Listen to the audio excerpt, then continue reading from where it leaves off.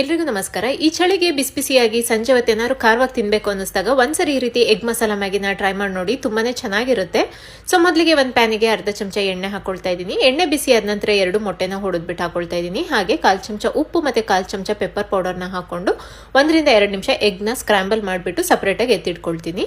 ಈಗ ಅದೇ ಪ್ಯಾನಿಗೆ ಮತ್ತೆ ಅರ್ಧ ಚಮಚ ಎಣ್ಣೆ ಹಾಕಿ, ಎಣ್ಣೆ ಬಿಸಿ ಆದ ನಂತರ 1 ಕಟ್ ಮಾಡ್ಕೊಂಡಿರೋ ಈರುಳ್ಳಿ, 2 ಕಟ್ ಮಾಡ್ಕೊಂಡಿರೋ ಹಸಿಮೆಣಸಿನಕಾಯಿನ ಹಾಕಿ ಈರುಳ್ಳಿ ಟ್ರಾನ್ಸ್ಪರೆಂಟ್ ಆಗೋವರೆಗೂ ಫ್ರೈ ಮಾಡಿಕೊಂಡು ರುಚಿಗೆ ಉಪ್ಪು, 1 ಚಿಟಿಕೆ ಅರಿಶಿನ, ಒಂದು ಅರ್ಧ ಚಮಚ ಖಾರದ ಪುಡಿ, ಅರ್ಧ ಚಮಚ ಧನಿಯಾ ಪೌಡರು, ಹಾಗೆ 1/4 ಚಮಚ ಗರಂ ಮಸಾಲ ಮತ್ತೆ ಮ್ಯಾಗಿ ಪ್ಯಾಕೆಟ್ ಅಲ್ಲಿರೋ ಮಸಾಲಾನ ಹಾಕೊಳ್ತಾ ಇದ್ದೀನಿ. ಇವಾಗ ಒಂದ್ಸರಿ ಎಲ್ಲದನ್ನು ಮಿಕ್ಸ್ ಮಾಡಿ ಕನ್ಸಿಸ್ಟೆನ್ಸಿಗೆ ಸರಿಯಾಗಿ ನೀರನ್ನ ಹಾಕೊಳ್ತಾ ಇದ್ದೀನಿ. ನಾನಿಲ್ಲಿ 2 ಲೋಟ ನೀರನ್ನ ಹಾಕೊಳ್ತಾ ಇದ್ದೀನಿ. ಸೂಪ್ ತರ ಬೇಕು ಅಂದ್ರೆ ಇನ್ನೊಂದು ಸ್ವಲ್ಪ ಜಾಸ್ತಿ ನೀರನ್ನ ಹಾಕೊಳ್ಬೇಕು.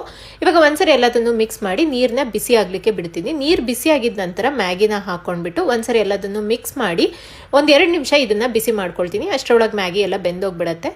1-2 ನಿಮಿಷ ಆದ ನಂತರ ಸ್ಕ್ರಾಂಬಲ್